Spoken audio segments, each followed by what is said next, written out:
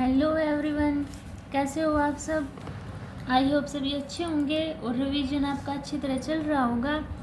तो देखिए, आज हम Kohlberg theory of moral development करेंगे। ठीक है, आपने आई होप लास्ट वीडियो देख ली होगी। अगर आपको उनके में कोई भी डाउट होता है तो आप कमेंट सेक्शन में बता देना, मैं आपको फुल सपोर्ट करूँगी। ठीक है, तो देखिए, आज हम पढ़ेंगे कोलबर्ग का नैतिक विकास का सिद्धांत। तो कोलबर्ग कौन थे? एक अमेरिकी मनोवैज्ञानिक। ठीक है, महत्वपूर्ण प्रकाशन 1981 में दिया था। नैतिक विकास का सिद्धांत, नैतिक विकास का अर्थ एवं मापन, नैतिक विकास का मनोविज्ञान 1984 में। उनकी प्रसिद्ध कहानी हैंज की दुविधा।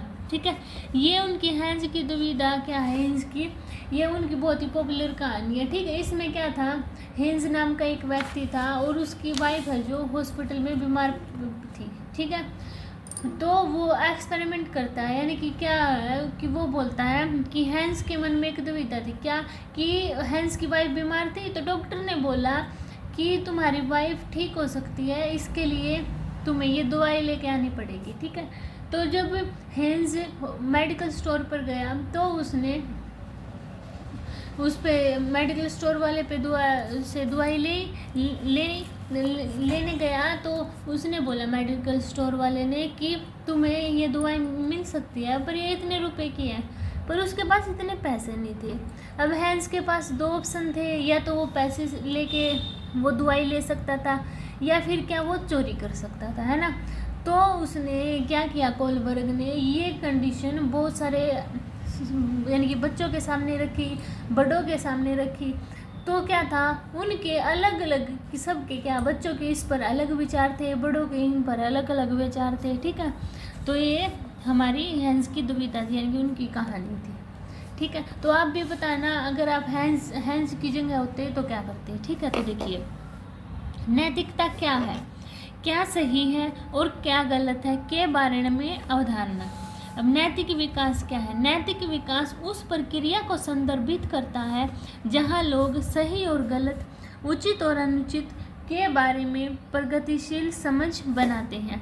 प्याजे और कोलबर्ग दोनों ने नैतिक विकास की अवधारणा दी। नैतिक विकास के कौन से पक्ष हैं?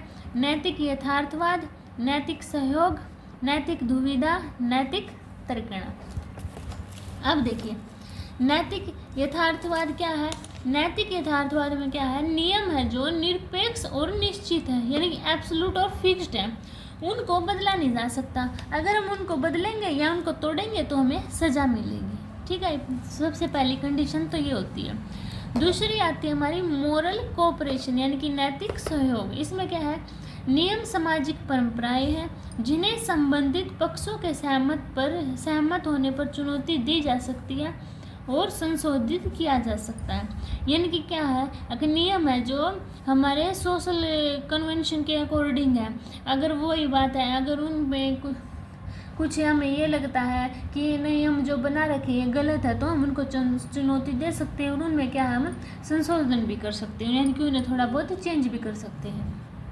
उदाहरण के लिए, जैसे कि एग्जाम्पल मान लो, अगर एम्बुलेंस लाल बत्ती पार करती है तो ये एक नैतिक सहयोग है, यानी कि सभी बोलते हैं लाल बत्ती से अगर लगी हो तो गाड़ी पार कर नहीं सकती, लेकिन क्या है, एम्बुलेंस है, अगर एम्बुलेंस ने लाल बत्ती पार नहीं की तो क्या है, उसमें जो पेशेंट होगा वो मर जाएगा। इसलिए क्या है, एम्बुलेंस पे लागू नहीं होता कि हाँ, इसमें क्या होगा, नैतिक सहयोग हो गया ना, अपना मोरल कोऑपरेशन हो गया कि हाँ एम्बुलेंस पार कर सकती है। साधारण शब्दों का क्या मतलब है, यदि समाज की नज़रों में हमारा इरादा सही है तो हम नियम तोड़ सकते हैं। ठीक है, अब मोरल डायलिमा, यानी कि नैतिक दुविधा, क्या सही है और क्या गलत है। सही और गलत के बीच का भ्रम नैतिक दुविधा है। अब हमारे पास आता है मोरल रीजनिंग, यानी कि नैतिक तर्कना। यह न्याय दृष्टिकोण है, सही और गलत के प्रश्नों के निर्णय में शामिल सोचने की प्रक्रिया क्या है, हमारी नैतिक तर्कना है। अब नेक्स्ट देखिए, कोलबर्ग मोरल डेवलपमेंट, यानी कि क्या है, लेवल इन्होंने क्या दिए थे, 3 स्तर दिए थे, 3 लेवल।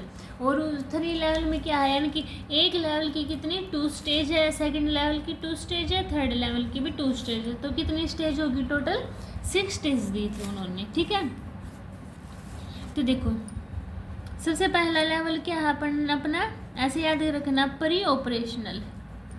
क्या है, प्री ऑपरेशनल। सेकंड क्या है अपना, कन्वेंशनल, प्री कन्वेंशनल। ठीक है, और सेकंड क्या है, कन्वेंशनल, और थर्ड है हमारा पोस्ट कन्वेंशनल। ठीक है, इनको क्या बोलेंगे हम, प्री कन्वेंशनल को प्राक रूढ़िगत नैतिक तर्कना, यानी कि जो 4 से 10 साल तक होता है हमारे। ठीक है, इसके 2 भाग कौन कौन से हैं, दंड एवं आज्ञाकारिता और साधनात्मक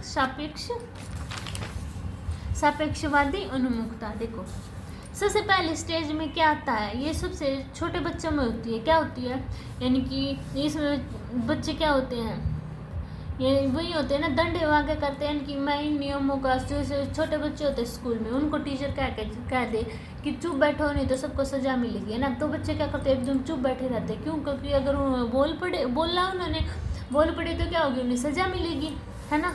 और दूसरा होता है हमारा साधनात्मक सापेक्षवादी। क्या है कि ये देखो, इसमें क्या होगा, मान लो 2 बच्चे हैं, वो कहता है मैं तुझे अपनी चीज़ें दे दूंगा, पर बदले में तुझे भी मुझे कुछ देना होगा, है ना।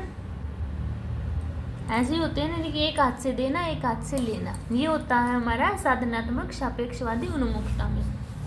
अभी इसके पॉइंट है, हम ये पढ़ते हैं जो इम्पोर्टेंट है हमारे। देखो, दंड एवं आज्ञाकारिता उन्मुखता क्या है, नैतिक विकास की पारंपरिक अवस्था छोटे बच्चों में आम होती है। बालक नियमों को निश्चित और निरपेक्ष के रूप में देखते हैं। कार्य का स्थूल परिणाम उसे अच्छा बुरा बनाता है। बालक दंड से बचने के लिए कार्य करते हैं। नैतिकता केवल दंड से प्रेरित होती है। नैतिकता बाहरी होती है। एग्जाम्पल, मैं चुप रहूँगा ताकि शिक्षक मुझ पर गुस्सा न करे। अब हमारी आती है यांत्रिक सापेक्षिक उन्मुखता, यानी कि बालक उस कार्य को अच्छा मानता है जिसमें उसे व्यक्तिगत लाभ हो। पारस्परिकता संभव है, लेकिन केवल तभी जब वह अपने हितों की पूर्ति करे। अब नेक्स्ट पॉइंट क्या है, नैतिक विकास के इस स्तर पर बच्चे व्यक्तिगत दृष्टिकोण को ध्यान में रखते हैं और व्यक्तिगत जरूरतों को पूरा करने के तरीके के आधार पर कार्यों का निर्माण करते हैं। जैसे यदि आप मेरा होमवर्क करते हो तो मैं आपको मेरी नकल करने दूंगा। ठीक है, समझा। इसकी ये 2 स्टेज थी। अब है हमारा कन्वेंशनल, यानी कि परंपरागत नैतिक तर्कना स्तर। ये हमारा होता है 10 से 13 साल तक। पहला था हमारा 4 से 10 और ये 10 से 13। इसमें क्या होता है, तर्कना उन मानदंडों पर आधारित है जिसमें व्यक्ति संबंधित होता है।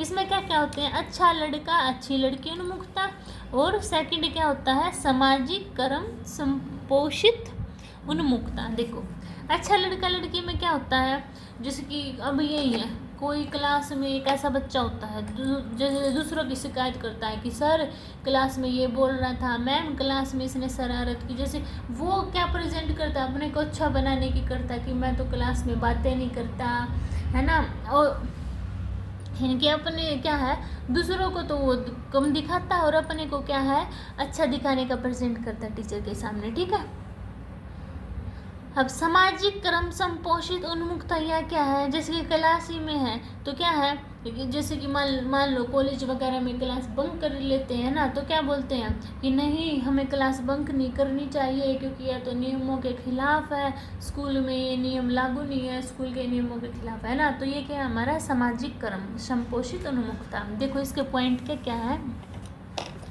अच्छा लड़का अच्छा लड़की उन्मुखता के क्या क्या है, बालक प्रशंसा व अनुमोदन के प्रति आकर्षित होता है। इस स्तर पर सहयोग को व्यक्ति के सर्वोत्तम आचरण के रूप में स्वीकार किया जाता है। कक्षा में अच्छा बालक बनने के लिए अध्यापक से दूसरे बालकों की शिकायत करना। ठीक है, अब देखें नेक्स्ट, सामाजिक कर्म संपोषित उन्मुखता। निर्णय लेते समय समग्र रूप से समाज पर विचार करना। ठीक है, अब नेक्स्ट देखिए, कानून व्यवस्था बनाए रखना,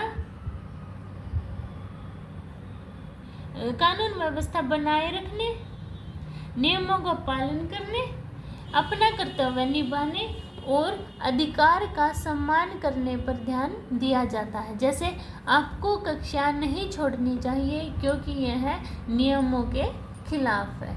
ठीक है, अब नेक्स्ट, अब देखिए मेरा नेक्स्ट, पोस्ट कन्वेंशनल लेवल यानी कि उत्तर परंपरागत नैतिक तर्कना। इसे क्या कहते हैं? इसे युवा प्रौढ़ावस्था के रूप में भी जाना जाता है। ठीक है, इसे आत्म अंगीकृत नैतिक मूल्य स्तर भी कहते हैं। अच्छा, और इस स्तर पर व्यक्तिगत निर्णय स्वयं चुने हुए सिद्धांतों पर आधारित है और नैतिक तर्कना व्यक्तिगत अधिकार व न्याय पर आधारित है। यह स्तर सहयोगात्मक की नैतिकता के रूप में जाना जाता है। नैतिक तर्कना व्यक्तिगत अधिकारों और न्याय पर आधारित है। बालक का नैतिक आचरण आंतरिक नियंत्रण में होता है। ठीक है, अब देखिए सामाजिक अनुबंध उन्मुखता, किसमें क्या स्टेज में? इस संबंध में व्यक्ति समाज के नियमों का पालन करता है। इस अवस्था में व्यक्ति यह सोचने लगता है कि कुछ मूल्य, सिद्धांत और अधिकार कानून से भी ऊपर हो सकते हैं। अब लास्ट स्टेज हमारी सार्वभौमिक नैतिक उन्मुखता सिद्धांत, इसे विवेक की अवस्था कहते हैं। यह नैतिकता की उच्चतम अवस्था होती है। ठीक है, अब देखिए हमारे 2-3 पॉइंट क्या है?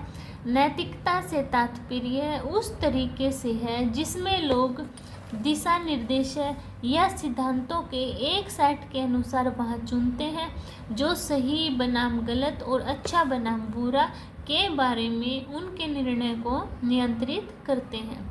कोलबर्ग ने प्याजे के सिद्धांत का विस्तार किया और प्रस्तावित किया कि नैतिक विकास एक सतत प्रक्रिया है जो जीवन भर होती है। कोलबर्ग की सबसे अच्छी ज्ञात कहानी में हेंज की दुविधा नामक व्यक्ति के साथ है जो यूरोप में कहीं रहता है।